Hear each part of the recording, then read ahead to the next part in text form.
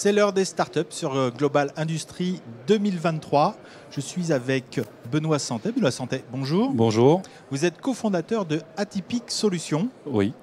Qu'est-ce que c'est que Atypic Solutions? Alors, Atypic Solutions est un éditeur de logiciels destiné au pilotage de la performance dans l'industrie.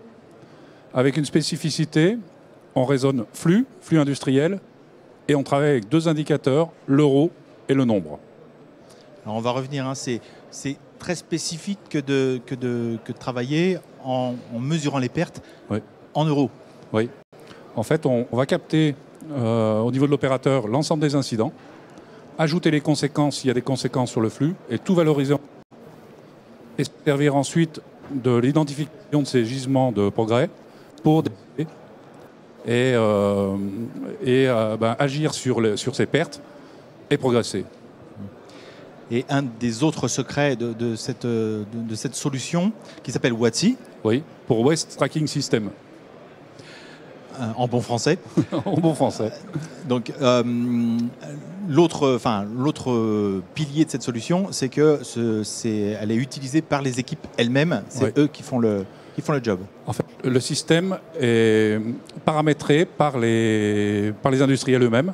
Et on accompagne le déploiement par des consultants en excellence opérationnelle.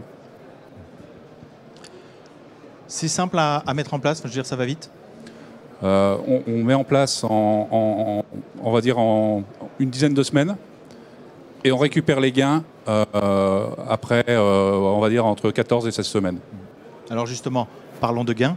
Oui. Qu'est-ce qu'on peut attendre de la mise en place d'une solution comme celle-là? Alors, nous, on raisonne en pourcentage de pertes dans l'entreprise. Si on prend tous les coûts industriels, les coûts de production, on va aller chercher entre 3 et 6% par an. Donc ça se chiffre en centaines de milliers d'euros. Vos premiers clients, c'est l'agroalimentaire. Oui.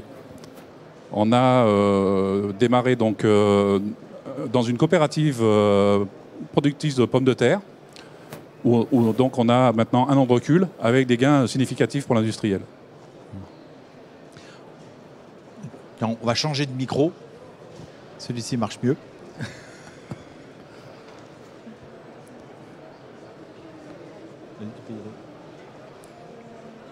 Tu peux sortir et puis du coup je reprends la question. Donc les premiers clients sont dans l'agroalimentaire. Vous cherchez à sortir de ce secteur-là? Alors, nous on travaille, nos prescripteurs distributeurs sont des consultants en excellence opérationnelle qui sont présents sur tout secteur. Donc aujourd'hui, on a des contacts avancés dans la chimie, dans le décolletage, dans l'usinage, dans le médical. Donc on est vraiment adapté à tout secteur d'industrie. Vous le disiez, hein, vous avez trouvé votre business model. Ouais. C'est un peu toujours la difficulté pour une start-up, c'est de savoir un peu comment on va démarrer, comment on va se commercialiser. Oui. Alors notre business model, en fait, il passe par des consultants en excellence opérationnelle qui sont nos prescripteurs distributeurs. En identifiant donc les gisements de productivité en euros, eux, ils peuvent valoriser leur intervention pour accompagner l'entreprise, pour aller chercher les gains. Donc aujourd'hui, on a une dizaine de partenaires en France. L'objectif, c'est d'en avoir 20 à la fin de l'année et de déployer sur l'ensemble de la France. La participation à un salon comme Global Industrie, ça vous sert aussi à ça?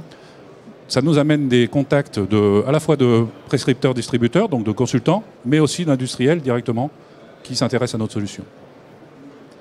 Et évidemment, les industriels sont vos premiers, j'allais dire, les premiers supporters de la solution. Les industriels sont nos premiers publicitaires, on va dire, avec des résultats factuels, parce qu'eux, ils sont capables d'annoncer le nombre d'euros qu'ils ont gagnés. Et souvent, c'est des sommes importantes, en fait. Hein. En fait, un projet réalisé avec notre solution et l'accompagnement d'un consultant peut coûter entre 50 et 80 000 euros qu'on va récupérer en quelques mois. Et on le disait, hein, un des points importants, c'est la transparence, c'est le fait que c'est utilisé par les équipes elles-mêmes. C'est elles qui prennent en main l'amélioration continue. Alors on a un impact sur le gain, mais on a aussi un impact sur l'implication des équipes, qui, elles, voient l'ensemble des actions de progrès et les gains réalisés quasiment en temps réel. Et ils mesurent vraiment exactement ce qui se passe. Ils s'impliquent dans la démarche, finalement. Et ils mesurent le résultat, ils voient concrètement en euros et en diminution des irritants aussi, le résultat de leur implication. C'est une solution qui est évolutive. Oui, c'est une solution où on peut démarrer en manuel. On peut ensuite déployer la solution en se connectant aux machines et en utilisant la solution de manière de plus en plus développée, en pilotant les chantiers de progrès, en remesurant le progrès de manière de plus en plus fine.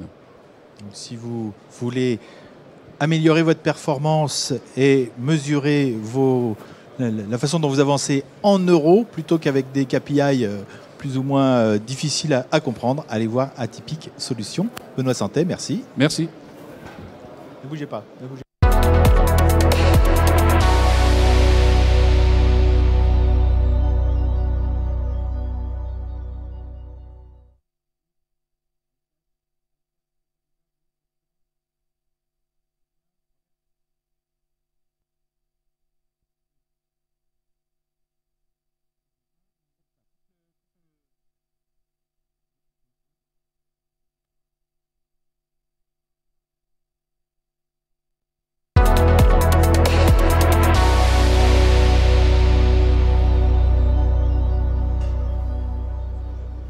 Retour sur l'heure des startups sur Global Industrie 2023. Nous sommes avec Vivien Robert. Bonjour. Bonjour. Vous êtes le dirigeant de iCast. Exactement. Alors qu'est-ce que c'est que iCast? Quel est votre métier? Alors iCast, on a créé iCast il y a 1 an et demi et pour une raison très simple, c'est que d'abord un constat d'une multiplication par 3 des coûts de l'énergie pour les industriels et en plus le fait que le prix de l'énergie aujourd'hui il varie beaucoup. Dans la journée, là aujourd'hui on va payer 160 € le mégawattheure maintenant, dans 2 heures ça sera 200 €. Donc on a une évolution du prix de l'énergie dans la journée et on s'est demandé comment on peut valoriser ça pour les industriels. Donc on a créé iCast qui aide les industriels à réduire leur coût énergétique et les émissions de CO2 en consommant au bon moment la bonne quantité d'énergie. Ouais, c'est ça, parce que votre job c'est d'aider les gens à consommer au mieux finalement, à faire des économies en évitant de gâcher. Exactement. En fait, on va les aider à intégrer le coût de l'énergie dans leur choix de planification. Je vais vous donner quelques exemples. Si vous êtes responsable de maintenance dans l'usine, en décalant d'1 heure ou de 2 heures votre maintenance, vous pouvez faire économiser des milliers d'euros à votre usine en essayant d'éviter un pic de prix ou un pic d'émissions de CO2. Et alors on fait comment ça? On mesure quoi? Alors du coup, nous, on va aller chercher les informations qui sont présentes sur les marchés, qui sont ce qu'on appelle les prix prévisionnels du spot, les prix et aussi les prévisions d'émissions de CO2 associées. On va ensuite aider l'usine à comprendre quel est l'impact de ses choix de planification sur sa consommation.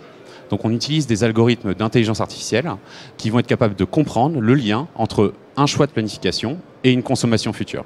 Ensuite, on va relier ça aux enjeux du marché de l'énergie. Et alors, les informations que vous avez, c'est des informations existantes, hein. On ne va pas installer des choses dans l'usine. Alors justement, on a cette caractéristique qu'on utilise qui est déjà existant. Donc par exemple, on va utiliser les plannings historiques de maintenance qui sont présents sous format Excel généralement, mais aussi on va se connecter avec des logiciels comme SAP pour récupérer les plannings de production et aussi les commandes clients. Et alors ça se passe comment? Il y a une phase d'abord d'étude du fonctionnement de l'entreprise?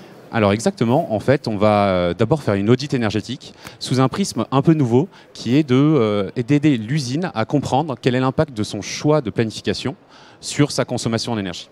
Donc on va lui montrer, par exemple, regardez, vous avez mis cette maintenance à ce moment-là, si vous l'aviez décalé 2 ou 3 heures, vous auriez économisé 2 000 à 3 000 €. Ça permet de faire comprendre à l'industriel le potentiel gain qu'il y a à intégrer le coût de l'énergie dans la planification. Oui, pardon, continuez.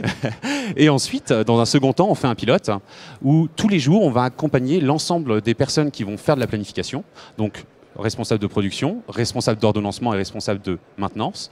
Tous les jours, on va les conseiller pour essayer de trouver le meilleur moment pour, par exemple, placer une maintenance. Et j'ai besoin d'être un expert en énergie pour faire ça ou l'IA va bien me supporter? Alors c'est justement le principe d'iCast, c'est vraiment de faire le plus simple possible pour les personnes qui sont responsables de la planification. Nous, notre mission, c'est vraiment de leur faire comprendre de manière simple quelles sont les conséquences de l'ordonnancement qu'ils vont avoir de leur référence à produire dans la journée sur leur coût de l'énergie. Donc imaginez que vous soyez un responsable maintenance, vous me proposez 3 scénarios de planification de votre maintenance dans la journée. Et bien nous, automatiquement, en moins d'1 minute, on va transformer ça en coût énergétique et en émissions de CO2 prévisionnelles. Donc vous allez pouvoir choisir le moins cher et celui qui émet le moins de CO2. Donc vous avez 10 mots magiques, enfin en tout cas le mot hyper important c'est scénario. Et vous pouvez aussi proposer des scénarios. Exactement. On va aller aussi aider le responsable de la planification à identifier des opportunités, ce qu'on appelle les opportunités sur le marché, des moments où l'énergie, il arrive quelquefois qu'elle peut être gratuite, c'est-à-dire qu'on peut être payé pour consommer de l'énergie, ça arrive de temps en temps. Et donc du coup, on va aller les conseiller et identifier ces moments clés. Le gain qu'on peut retirer de l'utilisation d'ICAST, c'est quoi? C'est assez conséquent en fait. On peut aller jusqu'à 10% du coût énergétique de l'usine, souvent quand on a des procédés énergivores. Donc c'est très conséquent effectivement. C'est justement parce qu'il n'y a pas forcément de communication dans l'entreprise, il n'y a pas d'objet centralisateur et du coup on ne sait pas... On veut bien faire, mais on ne peut pas. Mais exactement. Et surtout, c'est pas si simple de comprendre les enjeux du marché de l'énergie. Et souvent, les responsables de planification, ils ont d'autres chats à fouetter que d'intégrer, d'avoir cette notion-là en tête. Donc, c'est notre rôle de leur faciliter la vie pour qu'ils aient la visibilité sur ces fameux enjeux de l'énergie. Vos cibles, enfin les entreprises qui sont susceptibles d'appliquer votre techno, c'est quoi? C'est des petites boîtes, des grosses entreprises? Alors du coup, on se concentre aujourd'hui sur les procédés énergivores, donc les usines qui sont électro-intensives. Donc vous avez par exemple la papeterie, où effectivement les consommations sont très conséquentes. Mais aussi tout ce qui est transformation du métal, de manière générale. Ça peut aller de l'extrusion de l'aluminium au four, aux fonderies et aux forges, par exemple. Donc vous êtes industriel, vous voulez faire des économies, trouver les meilleurs scénarios pour économiser de l'énergie et surtout ne pas en gâcher. Eh bien, allez voir iCast. Merci à vous. Merci beaucoup.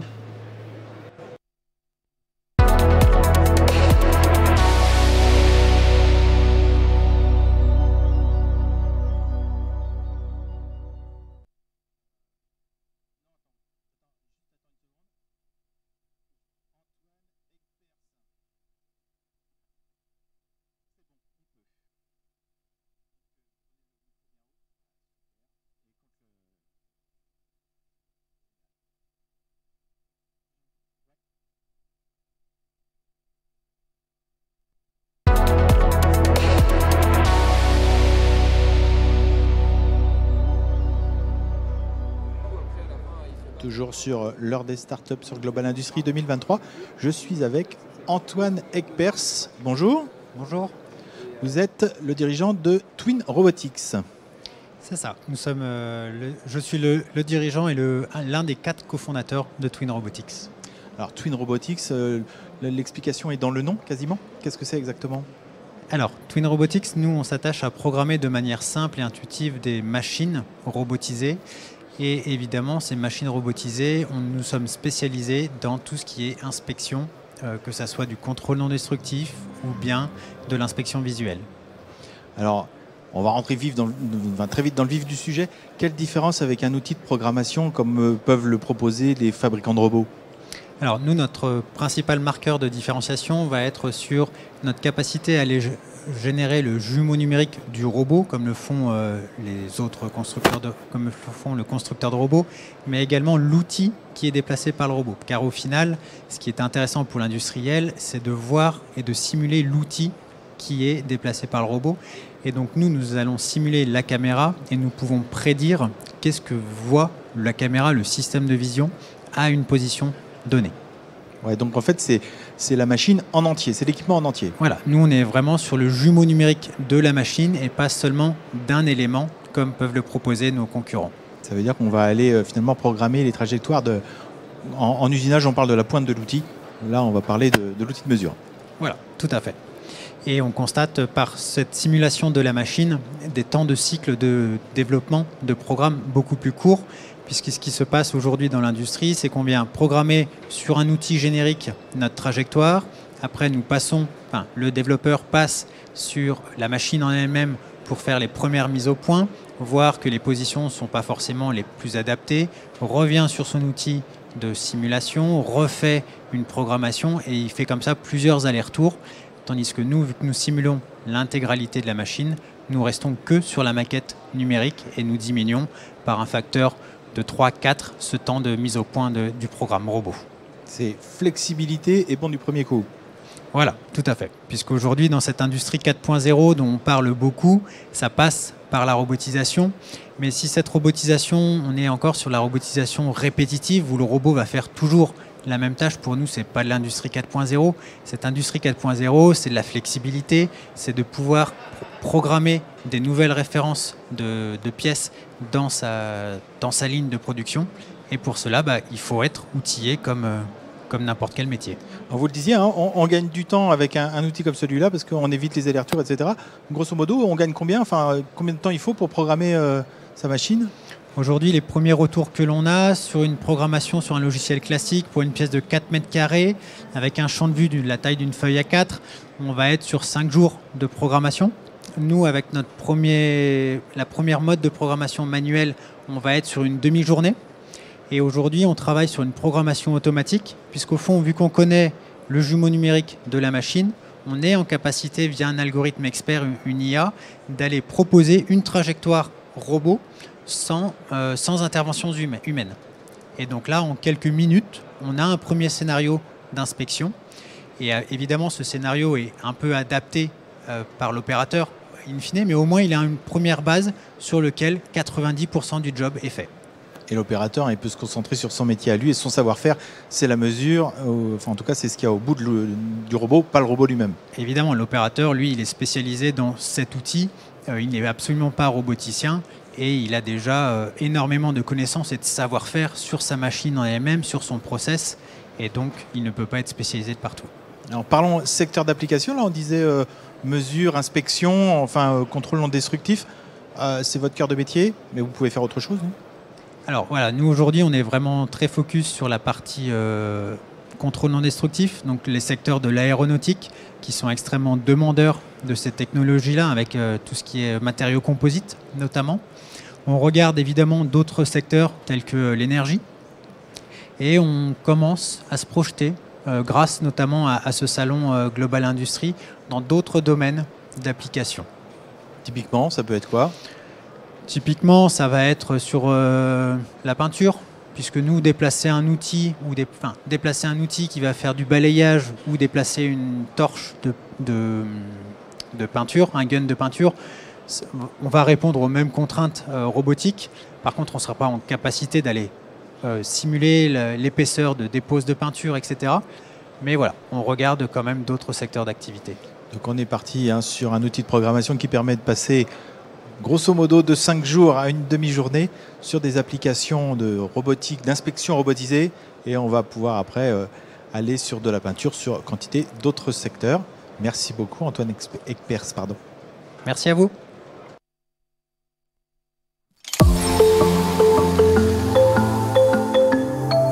Twin Robotics est une jeune pousse grenobloise qui a 2 ans et demi d'existence. Nous éditons un logiciel de robotique pour faire de la simulation et de la programmation hors ligne dédié pour les machines d'inspection robotisées. Donc, dès qu'une machine intègre une caméra qui est déplacée par un robot, notre logiciel offre la possibilité de venir définir la trajectoire de la caméra et de venir l'optimiser de manière à avoir un temps de cycle d'inspection le plus court possible.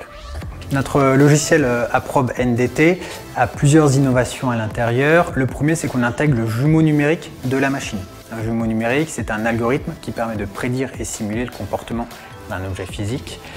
Et contrairement aux autres logiciels concurrents, nous on intègre le jumeau numérique de la machine, c'est-à-dire qu'on va intégrer celui du robot, celui de la caméra et celui de la pièce à inspecter. En utilisant ce jumeau numérique-là, on va rendre accessible la programmation de la machine à une personne qui est non roboticienne et on va lui permettre de venir valider en avance de phase sa trajectoire d'inspection et de la valider également au niveau du process. Est-ce que la caméra voit bien l'intégralité de la pièce? Les points forts de cette innovation sont vraiment la partie génération de trajectoire automatique. C'est-à-dire qu'aujourd'hui, on dit à notre logiciel, je veux inspecter telle pièce avec tel capteur, telle caméra et tel robot. Et on vient créer, un algorithme expert vient créer automatiquement ce scénario d'inspection. Alors, les perspectives de développement de cette innovation sont relativement grandes. Aujourd'hui, nous nous concentrons sur le domaine du contrôle non destructif qui est beaucoup utilisé dans l'aéronautique. Qui permet d'aller faire du contrôle de thermographie, radiographie, inspection visuelle. Mais nous voyons également d'autres perspectives qui sont en train de s'ouvrir. sur notamment tout ce qui est contrôle visuel, visualisation d'une scène par un robot, etc. Je vous invite à venir découvrir cette innovation et notre entreprise sur notre stand.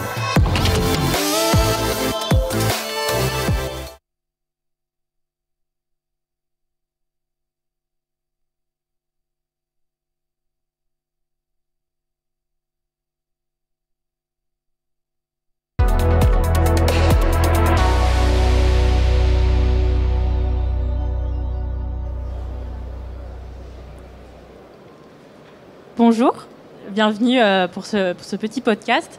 Du coup, aujourd'hui, je remercie le collectif Startup Industrielle France qui accompagne à la pré-industrialisation en local pour optimiser les chances d'optimiser son projet.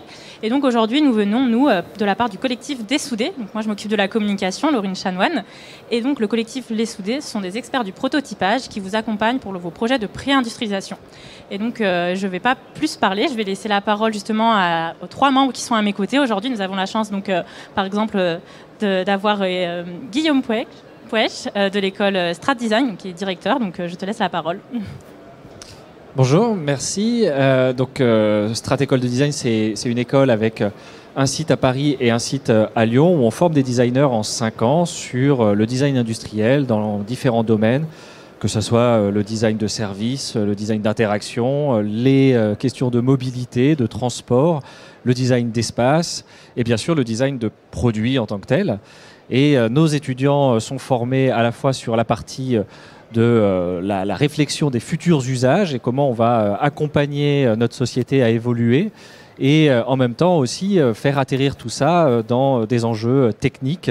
Et c'est pour ça qu'on fait partie du réseau des soudés, parce qu'on a des ateliers de prototypage, de fabrication, et que dans ce réseau, on trouve aussi d'autres partenaires avec lesquels on peut échanger des bonnes pratiques. Et puis, c'est une école qui est ouverte vers l'extérieur, et régulièrement, nos étudiants sont amenés à travailler, collaborer avec des partenaires industriels, économiques, sur des projets d'idéation qui vont jusqu'au prototypage et qui ont la chance d'être accompagnés par des cohortes de designers pour réfléchir à l'innovation de leurs projets et de leurs produits. Super, merci. Ça donne envie d'y aller. François-Yves de F3DF. Bonjour. Alors du coup, F3DF, c'est à la base, notre cœur de métier, c'est vraiment la formation.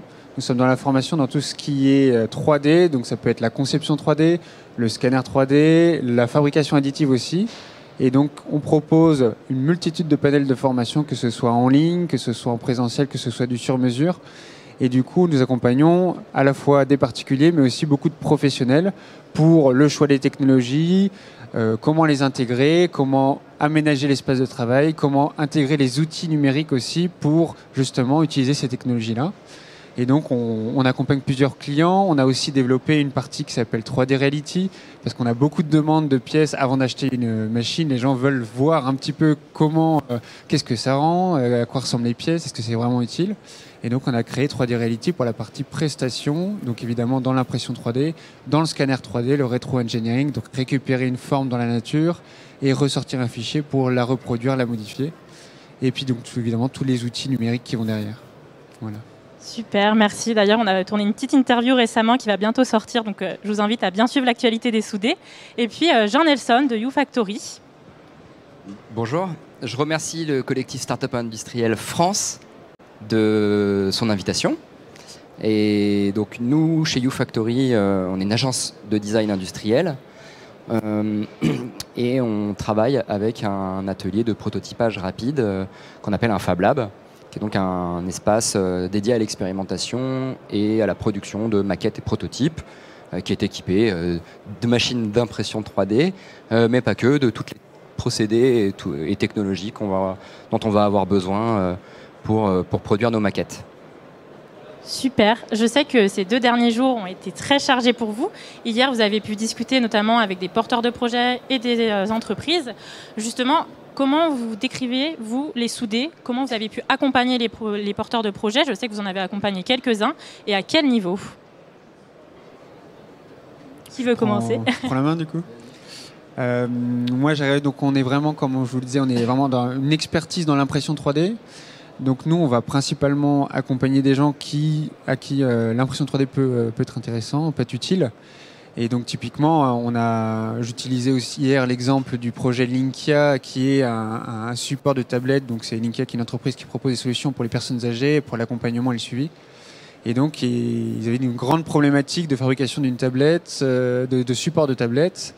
Ils ne savaient pas dans quelle direction aller. Et donc là, typiquement, on les a accompagnés sur la partie conception design avec eux, donc tout à fait en collaboration, avec beaucoup d'itérations, en utilisant ces technologies d'impression 3D, jusqu'à obtenir vraiment un prototype final qui leur convienne, proposer une pré-série pour justement valider le concept auprès des utilisateurs, auprès de tous ceux qui pourraient être amenés à utiliser cette fonction-là.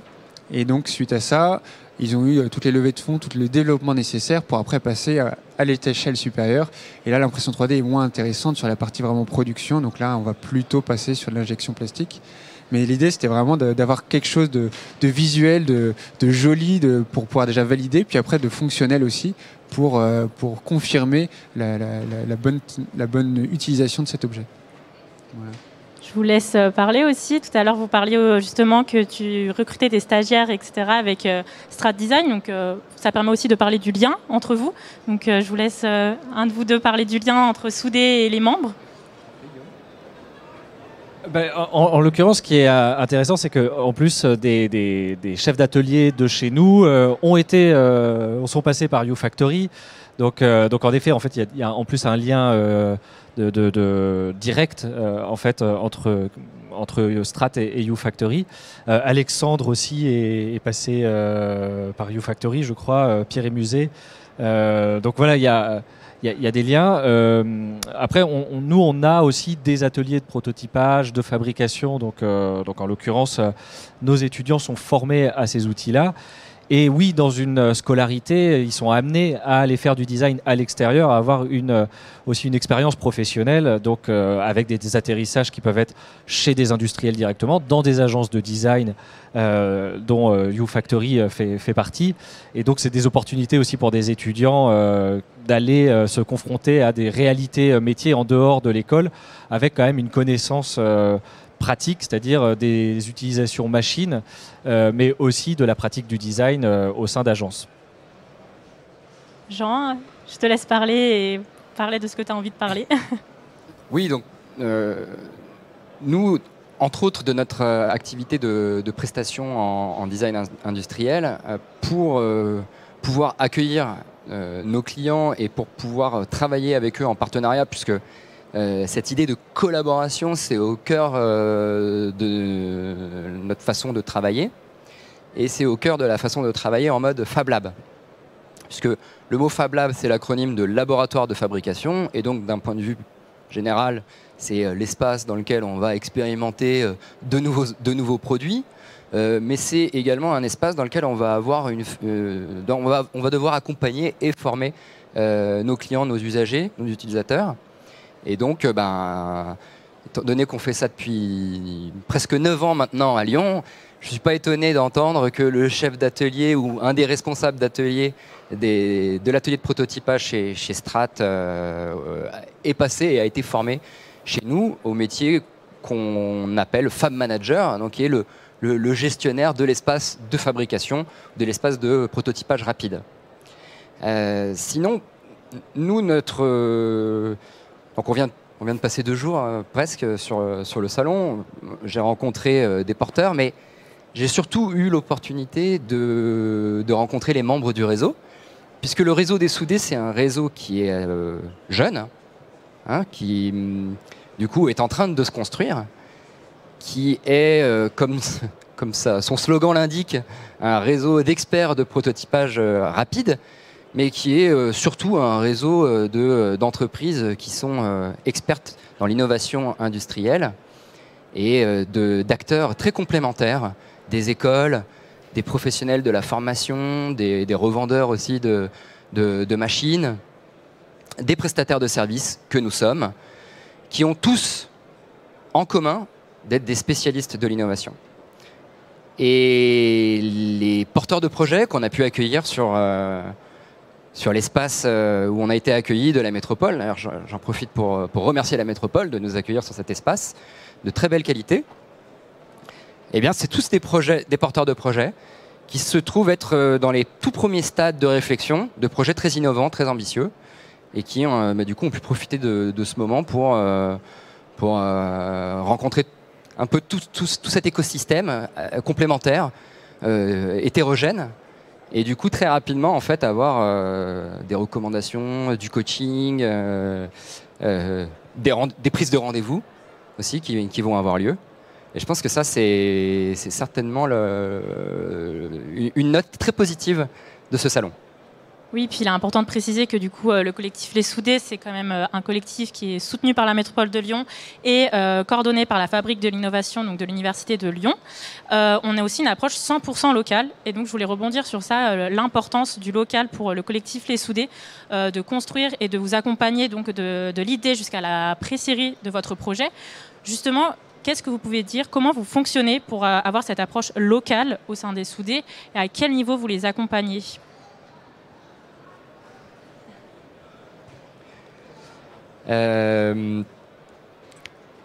Alors, même si nous, ça fait bientôt, comme je l'ai dit, ça fait bientôt 9 ans qu'on existe et qu'on exécute notre mission.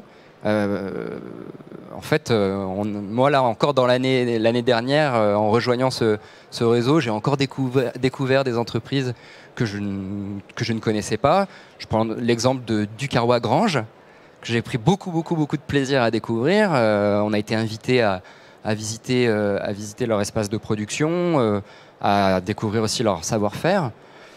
Et ça, nous, on est à moins d'1 kilomètre, hein, on est dans le même quartier. et donc, je pense que ça, c'est le premier impact de mieux connaître hein, les acteurs qui nous sont indispensables et complémentaires. Parce que Ducarrois Grange, c'est des experts de la maquette en bonne et due forme. Ils font de la maquette de présentation dans les règles de l'art. C'est une entreprise, je crois qu'ils sont référencés au patrimoine. Comment est-ce qu'on dit? Oui, c'est ça, de patrimoine, oui. Ouais, c'est une entreprise du patrimoine et pour un savoir-faire qu'ils ont depuis des dizaines d'années, si c'est pas plus centenaire, quoi. Oui, par exemple, sur le stand de la métropole, en ce moment, il y a une maquette qu'ils ont fait il y a 10 ans et on a l'impression qu'elle a été faite hier. C'est hyper intéressant. Voilà. Et nous, ça, c'est typiquement des choses qu'on ne fait pas. Et le fait de mieux connaître cette société, c'est vertueux pour tout le monde, pour nos clients évidemment, pour nous de façon assez pragmatique, parce qu'un simple coup de fil, le fait de connaître les dirigeants, ça permet d'agir plus rapidement évidemment, mais surtout mieux, pour arriver à flécher et recommander le besoin au moment venu. Je rebondis dessus rapidement. Effectivement, on est voisins et donc justement cette entreprise est venue vers nous récemment pour des questions de problématiques d'impression. Et en fait, c'est vrai que c'est très intéressant, c'est de se dire on peut apporter notre pierre à l'édifice. Nous, on est vraiment experts sur la partie impression 3D. On a pu essayer de les aider sur la problématique d'impression pour un client. Mais je vois que surtout, il y a des métiers, moi, que je ne maîtrise pas du tout, qu'on ne maîtrise pas du tout nous, parce qu'on est vraiment très orienté mécanique et impression 3D ou formation sur la partie l'outil de conception. Et donc ici, il y a vraiment des éléments complémentaires et c'est très facile surtout de faire appel à un voisin, finalement, parce qu'on est tous voisins, pour accompagner un client avec son expertise dessus. Donc ça nous apporte beaucoup. Moi, je découvre ça justement dans le cadre de ce salon, je les rencontre tous. C'est vraiment très appréciable. Je vois qu'il nous reste encore un peu de temps. Est-ce que vous voulez parler d'un projet que vous avez en ce moment ou également ce que vous apporte au final les Soudés et qui vous permet aujourd'hui de grandir au sein de votre entreprise ? De façon assez pragmatique, cette présence aujourd'hui sur Global Industries, le lien aussi avec la Fabrique de l'innovation, qui est une organisation qui se structure et qui précise ses missions depuis. Bon, elle n'est pas toute jeune, hein, certes, mais du coup, elle est méconnue, mal connue, peut-être plus dans l'industrie qu'ailleurs, que dans les métiers de service. En fait, le réseau des Soudés révèle et structure des dynamiques de coopération locale qui existent déjà. Donc, nous, on est partenaire de F3DF depuis, 5-6 ans sur des événements auxquels on a pu participer mutuellement. Pareil, depuis la création de Strat L'ouverture, parce que Strat, c'est une école qui existe depuis longtemps, mais l'ouverture du campus lyonnais, c'était quand? Il y a 4 ans, ouais. Il y a 4 ans. On s'était retrouvés il y a 4 ans. Et pour moi, l'intérêt, et puis aussi de structurer ça autour des soudés, c'est parce qu'à Strat, on a une vingtaine de projets chaque année avec nos étudiants, des industriels, des directeurs de l'innovation, des grands groupes, mais ça peut être aussi des PME qui viennent nous voir avec des problématiques et une ambition de faire évoluer leurs services ou leurs produits et de faire collaborer une dizaine de designers sur de l'idéation, des cahiers de réflexion, de l'enquête terrain et d'usage, et puis derrière de pouvoir le tester, le prototyper et faire comme ça des boucles de recherche. Et on s'était rencontrés il y a 4 ans à l'ouverture du campus de Lyon, en effet, parce que le besoin peut être multiple en fonction des partenaires qu'on reçoit. Et à Strat, on a un parc machine, mais qui ne peut pas répondre à l'ensemble des besoins et des finalisations de projets. Et donc pour nous, c'était important de se mettre en réseau pour se dire qu'en fonction du besoin et de la demande de nos partenaires, on peut aller flécher dans d'autres Fab Labs avec d'autres outils, avec d'autres logiciels, d'autres pratiques, d'autres machines, d'autres savoir-faire, des finalisations de projets ou en tout cas une partie de ces projets. Donc nous, on a notre spécialité en tant que formateur sur la partie design, mais le réseau nous ouvre aussi à cette deuxième partie plus technique pour l'atterrissage projet. Super, merci à vous trois en tout cas pour cette très belle intervention. Je pense qu'on a plutôt bien représenté le collectif Les Soudés. J'espère qu'on vous a donné envie d'en savoir plus et de venir parler avec nous. Nous sommes actuellement présents sur donc le stand de la métropole de Lyon, mais vous pouvez aussi nous contacter à travers notre site internet. Tous nos membres sont référencés avec leurs contacts, donc je vous invite à faire appel à eux. Ils sont très compétents et donc voilà, bonne journée. Imaginez que demain vous puissiez prédire instantanément et en 3 dimensions les écoulements et la température dans vos équipes. C'est la solution que nous vous proposons. Je suis Edgar Corté, le cofondateur de la société CFD Numérique, un bureau d'ingénierie spécialisé en simulation numérique, mécanique des fluides et optimisation. Nous intervenons en support des PME industrielles et des grands groupes pour les aider à atteindre leurs objectifs d'efficacité énergétique et de performance industrielle. Quel est le déclic? Nous réalisons quotidiennement de nombreuses simulations en 3D. Elles nous permettent de connaître précisément les écoulements et les températures dans un produit ou dans un procédé. L'inconvénient, c'est qu'il faut attendre plusieurs heures pour obtenir un résultat. C'est pourquoi nous avons développé une solution innovante qui nous permet d'allier précision et rapidité. Quelle est notre solution? Simplement, nous utilisons les nombreuses simulations 3D dont nous disposons pour entraîner un réseau de neurones par des techniques d'apprentissage profond. Nous obtenons ainsi un modèle de substitution. Ce modèle, qui a les mêmes précisions que les simulations classiques, et c'est là le côté magique de la chose, permet de connaître instantanément les écoulements et la température en 3D. Voici un cas concret. Nous avons entraîné un réseau de neurones pour prédire la température de surface d'une pièce plastique à la sortie du mur. Le modèle de substitution nous permet de trouver très rapidement la position optimale des dispositifs de refroidissement pour limiter les gradients de température dans nos composants. Cette solution est rapide et pertinente d'un point de vue industriel. Nous pouvons adapter cette solution à vos enjeux.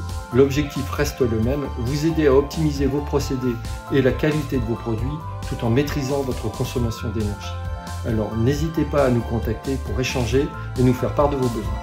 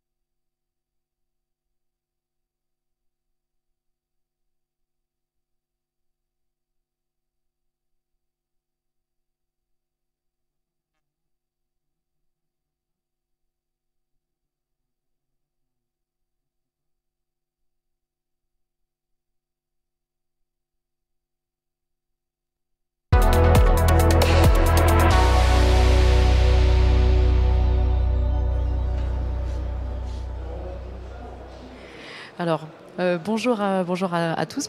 Bonjour et merci à vous 4 d'être présents sur ce plateau, donc dédié aux startups Deep Tech industrielles. Alors, industrielles, mais aussi au service de l'industrie, donc organisé par le réseau des sociétés d'accélération du transfert technologique qui est en force au Salon Global Industrie. Et encore merci de nous avoir fait l'honneur de votre présence au sein du village Startup. Alors, je vous laisserai dans quelques instants vous présenter, également présenter les startups que vous avez fondées ou cofondées. Et donc revenir sur votre retour d'expérience de l'aventure entrepreneuriale. Voilà un petit peu pour le menu de ce matin. Avant toute chose, je voudrais juste revenir sur le fait que vous avez déjà un point commun. On a parlé de Deep Tech, mais qu'est-ce que ça veut dire Deep Tech ? En tout cas, vous avez toutes été, vous avez tous fondé des startups qui sont issues de la recherche publique ou qui ont été construites sur des innovations issues de la recherche publique. Alors, le réseau des SAT, dans sa mission, c'est une de ses missions principales, puisque en fait, on est le premier réseau d'investisseurs au service de l'innovation, on va dire, de rupture. Et donc, l'idée, c'est qu'effectivement, vos sociétés, les 9 sociétés qui sont venues aujourd'hui au salon Global Industrie représentent une partie des 700 startups que les SAT ont accompagnées depuis 10 ans. Et donc je vais vous laisser vous présenter et revenir sur vos différents parcours. Alors, on va commencer par Laurent, si tu veux bien. Oui, bonjour à tous. Merci Yamina pour l'invitation. Écoute, moi je m'appelle Laurent Ponson, je suis le cofondateur et le CEO de l'entreprise qui s'appelle Tortoise, qui arrive à un âge canonique pour une start-up puisqu'on vient d'avoir 5 ans. Tu peux peut-être nous dire un peu ce que fait Tortoise et puis à tour de rôle, si tu veux bien. En très vite, on aide les industriels à améliorer la fiabilité et la durabilité des matériaux. Concrètement, ça veut dire quoi ? On aide les industriels lorsqu'ils sont victimes d'un accident, casse mécanique sur un des équipements, un de leurs produits, et on mène l'enquête et on explique les causes racines. Et ça, le plus souvent, ça leur permet de développer une V2 qui est plus performante. Je ne résiste pas aussi à vous dire qu'on a aussi une méthode de prédiction qui est une petite biopsie mécanique qui va micro-prélever un bout de matériau sur un équipement en service pour avoir sa santé matière à un instant donné. Et là aussi, éviter qu'un accident puisse intervenir à l'avenir. Très bien. Donc tu as été accompagné par une SAT ? Effectivement. Je suis venu invité par la SAT Lutech, qui suit de très près le projet et que je salue pour l'occasion. Très bien, merci. On aura l'occasion de revenir un peu plus en détail encore sur ton parcours. Donc on va passer la parole à Raouf. Tu veux bien nous Merci beaucoup Yamina. Donc moi je suis Raouf Medimag, je suis le cofondateur de Recycle It. Recycle It en 2 mots, c'est très très simple. Je vais commencer par vous interpeller sur tout ce qu'on porte là aujourd'hui. Il y a une chance sur 2 que les vêtements qu'on porte, ça soit à base de polyester. Et si c'est le cas, il y a 3 chances sur 4 que ça soit à base de polyester et autre chose. Ça n'est jamais que du polyester, c'est du polyester élastane, polyester nylon, coton, etc. Et dans ce cas-là, ces vêtements, malheureusement, vont alimenter les centres d'incinération et d'enfouissement parce qu'ils sont complexes et donc non recyclables. Recycle It a développé une technologie brevetée qui va opérer par séparation sélective des matériaux et elle va permettre une covalorisation de toutes les matières. Ça veut dire qu'on va décomposer sélectivement le polyester, on va pouvoir revenir à de la résine comme ça, les fameux granulés, qui vont pouvoir être refilés. Là, par exemple, vous avez un fil 100% recyclé, issu de déchets textiles, mais elle va aussi avoir la différenciation, comme c'est un procédé basse énergie, il va pouvoir opérer sans dégrader la deuxième matière. Et donc on pourra récupérer le fameux nylon, le fameux élastane, coton, pur, tissé, non dégradé, et qui pourra alimenter une deuxième boucle circulaire. Et donc on peut créer 2, 3, 4 boucles, autant que faire se peut, de matériaux. On a eu la chance de rencontrer Pulsalis, qui nous aide à lever certains verrous dans la phase d'industrialisation. On est très content de ça. Aujourd'hui, on a une boîte de 7 collaborateurs. On est en phase d'industrialisation. On est en train de lever des fonds pour monter notre premier démonstrateur qui produira 50 tonnes par an d'ici 2 ans. Très bien, merci. Stéphane, tu veux bien nous partager C'est Stéphane Guignard et je suis président fondateur de VH93 que j'ai fondé en 2017 avec la volonté de participer à un système énergétique durable, c'est-à-dire respectueux des conditions de vie des générations futures. Pour ça, on a mis en œuvre un système capable d'extraire l'énergie des mouvements de l'eau. Pourquoi l'eau ? Parce que le soleil et l'air, c'était déjà fait, c'est déjà lancé, donc attaquons-nous à l'eau. À la base de nos produits, qu'on appelle des hydroliennes ou l'eau motrice, qui sont donc capables de transformer les mouvements de l'eau dans les rivières, dans les canaux d'irrigation, dans les estuaires, mais aussi dans les vagues en électricité. À la base et au cœur, il y a une invention, une technologie dont je suis l'inventeur et que j'ai pu développer justement et breveter grâce à la Stade Sud-Est. C'est une technologie initialement de 1924, donc qu'on n'a pas breveté en 1924 nous, et à laquelle on a ajouté la souplesse nécessaire pour en doubler l'efficacité, tout en conservant les qualités originelles de robustesse, de fiabilité, de simplicité de la technologie. Grâce à ça, on peut utiliser des matériaux qui rendent le cycle vie de la machine respectueux de l'environnement. Alors au niveau de la fabrication, on est en matériaux biosourcés avec de l'impression 3D pour pouvoir faire du sur-mesure, s'adapter à l'environnement, sécuriser la chaîne d'approvisionnement et évidemment absorber du CO2 atmosphérique au moment de la fabrication. Et là, je suis super content de parler après mes 2 collègues là, qui s'occupent de matériaux, parce que je pense que dans cette transition énergétique, une des clés, c'est le sourcing des matériaux, leur recyclabilité et travailler en cycle fermé, tout ce que vous venez d'expliquer juste avant moi. Et évidemment que leur résistance, leur fiabilité, leur résilience est aussi super important. Ensuite, nous, dans la deuxième phase, utilisation, la technologie en question permet de respecter l'environnement, respecter les continuités écologiques et sédimentaires des cours d'eau. Donc là, on a un très faible impact. Et enfin, le dernier volet qui est la fin de vie de nos produits, le matériau, nous l'avons conçu pour être recyclé. Dès le départ. On ne se pose même pas la question en fin de vie, comment on le recycle, on sait le faire. Voilà. Ça, c'est vraiment pour nous la base de finalement tout ce qu'on va produire, à mon sens, devrait absorber du CO2 à la fabrication et on doit être capable de le recycler à la fin. Voilà. Alors, du coup, maintenant, on est capable simplement, pour des particuliers, des petites collectivités, de proposer des machines qui vont aider à faire une partie de l'électricité qu'on va consommer de manière assez durable. C'est un complément aux autres énergies renouvelables, par exemple solaire et éolien, puisqu'on n'est pas du tout sur les mêmes constantes de temps. On a une énergie qui est constante. Voilà. Notre objectif, à la fin, c'est d'aller au-delà des rivières, c'est d'aller beaucoup plus en mer, chercher l'énergie des vagues et la ramener ensuite sur le continent, parce que le vrai potentiel pour le 3e pilier de la transition énergétique, nous pensons chez VH93, et nous ne sommes pas les seuls, que c'est l'énergie des vagues en mer sur 4/5 de la planète. Merci beaucoup Stéphane. Donc on va passer la parole à Hugo. Oui. Bonjour Yamina et merci pour cette opportunité. Donc, je suis Hugo Chag, le fondateur de Tech Impact et nous on s'adresse à résoudre le problème de la performance des processus d'innovation. Parce qu'aujourd'hui en moyenne dans le monde, il faut financer environ 7 projets de R&D pour arriver à sortir sur le marché un produit innovant. Et du coup nous on possède une technologie et une méthode qui permet de faire mieux, et qui a été développé dans le cadre d'un laboratoire de recherche INSA-CNRS et financé en partie par la SAT Connectus, ce qui nous amène ici. Et concrètement, comment ça fonctionne ? En fait, on arrive à traduire le besoin du marché en une question technique clé formulée par les équipes de R&D qui vont générer de la valeur. Parce que le problème quand on veut développer un produit, c'est qu'on va avoir 10, 20, 30 problèmes d'ingénierie à résoudre. Et en tant qu'ingénieur, on peut s'éclater à résoudre tous les problèmes, mais il n'y en a que certains qui vont générer de la valeur perçue par le marché.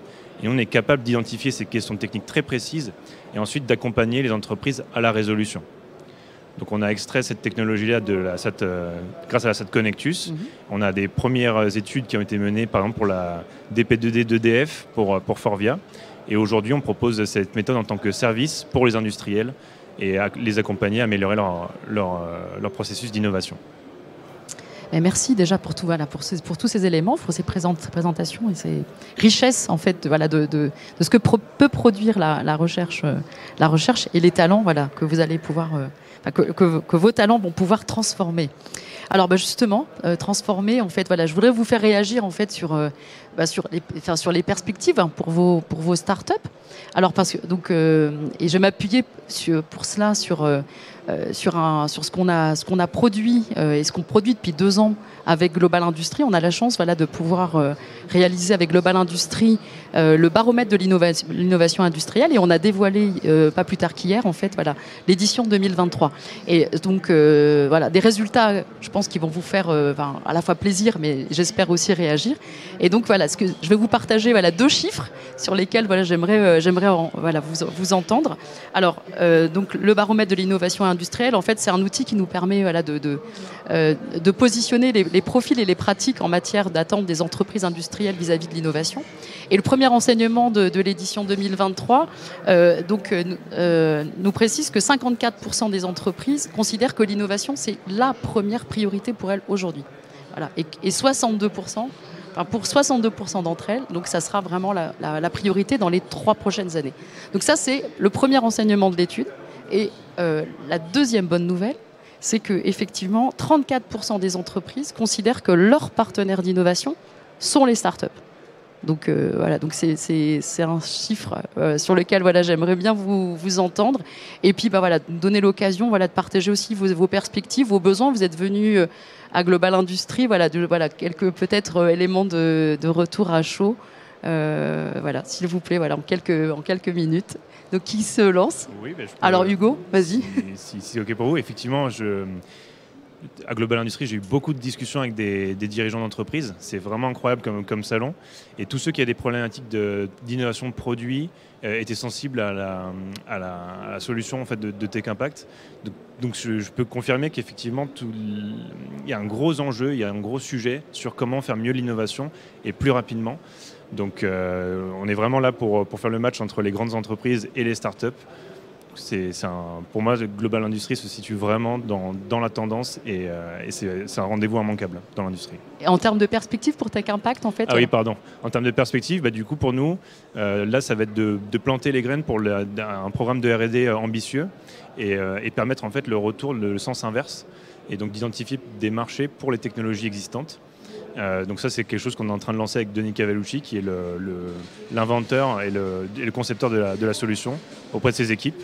Donc pour nous, c'est le plan à long terme. Et à plus court terme, c'est de développer la société de conseil et de produire un logiciel SaaS pour permettre au plus grand nombre de conduire les études d'innovation en autonomie. Très bien, merci. D'autres réactions? Vas-y, Raouf. Moi, je réagis très très positivement à ces chiffres, Yamina. Merci de les avoir partagés avec nous. On s'en aperçoit, hein, je pense dans l'échange aussi qu'on a eu ensemble lors de la soirée de networking hier, on sent que voilà, de plus en plus les entreprises, qu'elles soient de taille intermédiaire ou de taille d'entreprises de grande envergure, sont vraiment conscientes que maintenant, elles pourront jamais ou on ne pourra plus faire de l'innovation cloisonnée. Elles doivent s'ouvrir. Ça nous fait plaisir, ça nous fait beaucoup de bien de travailler avec ces entreprises pour mieux comprendre leurs attentes et adapter nos propositions, hein, le fameux Lean Startup. Par contre, c'est bien aussi qu'elles sachent que ces startups ont besoin de vivre. Alors, non seulement payer un petit ticket pour une étude, ça n'est pas ça qui va faire vivre la startup, mais ça, c'est une preuve d'intérêt qui nous aidera, nous, lors de la levée de fonds. C'est-à-dire, si vous montrez à un fonds d'investissement qui a un grand groupe qui paye 5 000 €, 10 000 €, pour une étude de faisabilité, ça n'est pas ça qui va faire payer nos R&D et nos salaires, parce que je peux vous dire qu'on en consomme beaucoup plus, mais c'est une marque d'intérêt qui compte pour beaucoup, pour justifier l'importance, au fait, le pain point qu'on résout pour cette entreprise. Donc dès qu'elle paye, c'est un bon signe pour nous. Donc pour nous, les perspectives, en tout cas dans notre domaine, dans l'économie circulaire, on s'en aperçoit, on a trouvé le caractère différenciant pour nous, on sait où est-ce que ça fait mal pour les industriels, et on sait où est-ce que ça fait mal pour la planète, et on sait comment on doit faire pour aller vite et pour industrialiser. Merci. Laurent Effectivement, sur le dernier chiffre, je pense que de l'intérieur de l'écosystème des startups, on ressent même à l'échelle de 5 ans, qui est court, hein, on a ressenti une évolution ces 5 dernières années. Il y avait des entreprises établies qui n'étaient effectivement pas forcément armées pour travailler avec les startups. On est des objets un peu complexes qui s'arment. Et c'est une vraie stratégie. On voit, c'est très clair qu'il est très rare de trouver un grand groupe qui n'a pas sur sa feuille de route stratégique de travailler avec des startups. Et ça, évidemment, c'est très intéressant pour nous. Mais je préfère regarder l'autre côté du miroir. Et ça veut dire que les startups ont une responsabilité maintenant. Elles sont partie intégrante de l'écosystème industriel. Et je pense qu'une page se tourne par rapport à l'idée que la start-up, c'est une étoile filante, un objet, éventuellement un outil financier. Je pense qu'aujourd'hui, et je vois beaucoup de nouveaux chefs d'entreprise, je suis content d'avoir mes collègues autour de moi qui ont un état d'esprit qui me semble être tout à fait le bon. On est des industriels de la même trempe, peut-être que voilà, les patrons de grands groupes, et qu'on a aussi des responsabilités. Et qu'on est acteur, nous, de l'innovation, et qu'on doit s'inscrire dans la durée, qui sont les échelles de temps de l'industrie. Et voilà, c'est tout le mal que je nous souhaite. Oui. On va terminer, Stéphane. Rapidement, je suis désolée. Alors, moi, j'aurais été curieux de connaître les chiffres d'il y a 10 ans, du même baromètre. Je suppose que ce n'est pas du tout les mêmes. Là, effectivement, j'ai la sensation que l'industrie, que l'économie, que tous ces acteurs prennent conscience de la modification de contexte, notamment en termes de ressources, en termes d'énergie, et que du coup, il y a une grosse appétence pour l'innovation et pour les startups. C'est-à-dire que ces dernières années, par rapport à il y a 5 ans, on a beaucoup plus de demandes de grands groupes, j'en vois quelques-uns là, je vois quelques affiches, qui viennent vers nous et qui nous disent, voilà, vos produits nous intéressent, qu'est-ce qu'on peut faire? Comment on peut collaborer? Et il y a des tas de propositions différentes. Voilà. Et ça, pour ma start-up comme pour tous les autres, je pense que c'est l'avenir. C'est-à-dire que maintenant, on va peut-être pouvoir se permettre de voir beaucoup plus grand, de passer la seconde, quoi. Bon, ça sera le mot de la fin. Alors, merci pour vos témoignages, merci pour vos retours d'expérience. Et puis, merci pour ces messages porteurs d'espoir et de responsabilité. Donc, on a compris que voilà, il fallait compter avec les startups. Voilà, pour la réindustrialisation de la France. Donc merci encore à vous 4 et puis peut-être à l'année prochaine, à Global Industries. On espère bien, oui. Merci beaucoup. Merci. Imaginez que demain, vous puissiez vendre vos pièces de maintenance dormantes à d'autres industriels, sans effort, gratuitement et en quelques semaines. C'est ce que je propose. Je suis Dominique Mercier, CEO de Keos, la plateforme digitale d'économie circulaire et de réemploi pour les pièces de maintenance industrielles. Nous sommes 14 docteurs, ingénieurs et cadres du numérique basés à Moirans, en Isère. Quel est le déclic qui m'a amené à concevoir cette solution? On estime à plusieurs milliards d'euros la valeur de ces stocks dormants en Europe. Et moi, j'ai vécu, au cours de mon parcours professionnel dans des grands groupes, ce problème de ne pas savoir quoi en faire, jusqu'à ce que quelqu'un décide de les détruire. Nous avons donc identifié et levé ces freins au réemploi. Quelle est notre solution? Nos algorithmes à base d'intelligence artificielle identifient en masse vos pièces de maintenance, puis génèrent automatiquement des annonces qui sont publiées sur différentes marketplaces, donc Keos Market, eBay, Amazon Business, mais aussi sur les plateformes d'achat de grands groupes industriels, comme Michelin par exemple.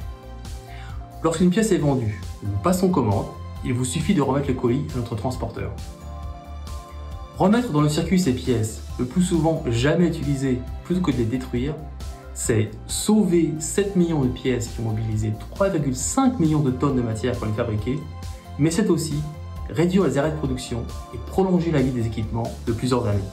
Parmi les industriels qui contribuent à la plateforme, en achetant ou en vendant, citons Michelin, EDF, Stellantis, Valeo, Sanofi, Philippe Morris, Saint-Gobain et bien d'autres de différents secteurs d'activité. Vous aussi, vous pouvez franchir le pas et privilégier les achats de seconde main pour vos besoins en pièces de maintenance. Rejoignez dès aujourd'hui la communauté Keos pour l'économie circulaire et le réemploi à grande échelle.